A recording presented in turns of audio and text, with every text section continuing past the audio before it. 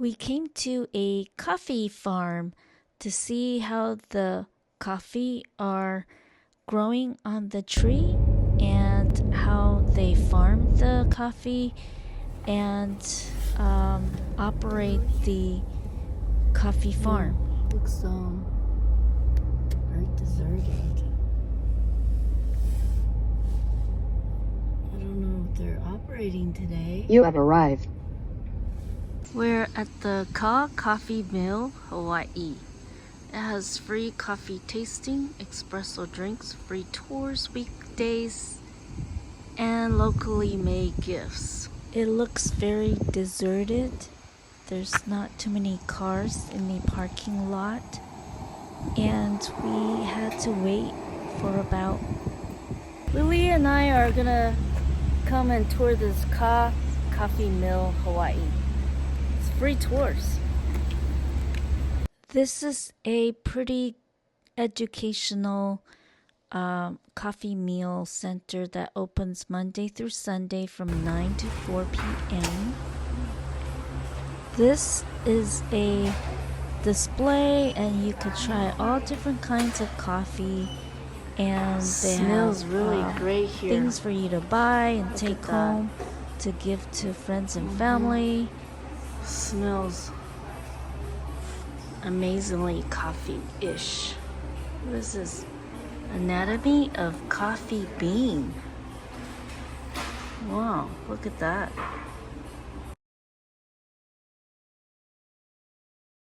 We could sample all the different roasted coffee, kopi, black honey, and whiskey roast on the right hand side.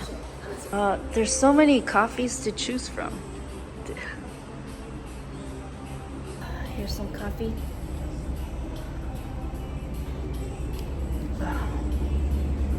Coffee all tastes the same to me. It needs creamy sugar. But other than that, it tastes like coffee. I can't tell the difference between good coffee and bad coffee. It's too bad for me. Souvenirs to take with you.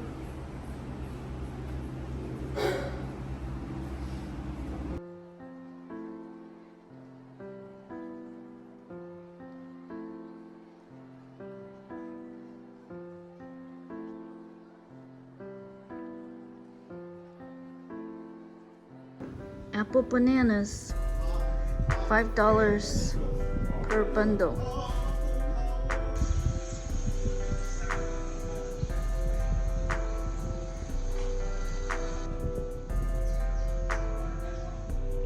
Coffee bean trees. This is a coffee bean tree. Look at all the coffee beans on the tree. Yep. Isn't that beautiful? All those coffee beans. Miles and miles and miles of coffee bean trees. Rows and rows of coffee bean trees everywhere. This place has beautiful murals.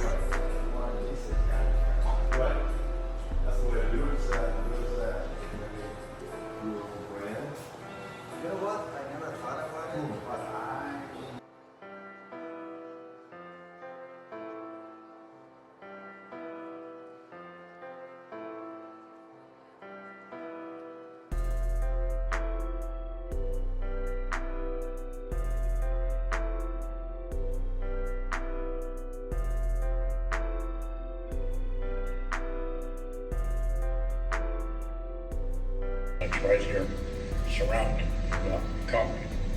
The coffee is the addition to this thing.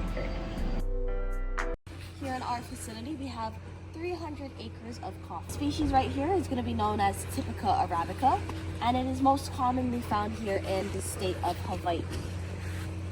For other places in the world, like Colombia or Ethiopia, their species are going to be a lot different, as well as their growing conditions. So here in this town, we're at 2,000 feet elevation. And all of this soil we're standing on is going to be volcanic ash. So both the ash and the elevation is going to affect our coffee's taste. And it's going to be a lot less dense than other coffee places in the world. So for those big box companies, they're most likely going to be at lower elevation with different growing conditions. And our quality is also going to differ. So when we pick coffee, it's going to be through August and March. And after that, our production is going to slow. The coffee can grow year-round, but as I said, August through March is going to be the best time to pick. Right over here are going to be all of the beans. As you can see, they are a bit green, and that is because they are unripe. So any of the beans that are red are going to be ripe and ready to pick. But as I said, we're off season, so all of that growing conditions are going to be really slow. So coffee can also live up for 100 years, but here at our farm, they're going to be around for 4 years at a time. So after it grows, we're going to go ahead after 4 years and chop it right down at the root. What this does is it still keeps the tree alive, but when it grows back, it'll be healthier and stronger and produce more. So just looking at this tree right here, I can safely say that it's going to be about 20 years old.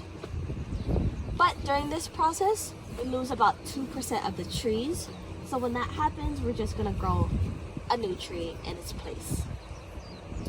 As you can see over there in that orchard, all of those trees are cut down, but they're pretty large, such as those trees back there. But since we handpick everything here in our facility, we try to keep them down to this size. Yes, we do handpick everything. A lot of bigger companies do not, and they use machinery. But for us, we handpick because it makes sure we only choose the ripe bean. Which is why, for those bigger companies, their quality of taste might be a little lower because they mix up the unripe with the ripe. Currently, we have about 40 farmers through August and March. And in our facility, we're really small. So besides the farmers, we're probably gonna have about 30 workers. But we're very small, very local. So we try to keep everything as environmentally safe as possible. So if you guys are ready, we can go ahead, walk a little bit more down, and we can take a look at one of our machinery here.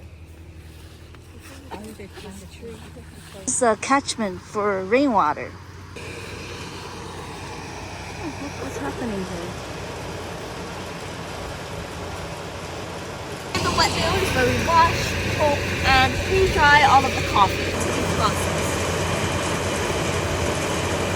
So what they're doing right now is washing the beans. We are hyped up with all the free coffee and bought souvenirs and some coffee home to friends and family. Thank you for watching, and don't forget to subscribe. Bye!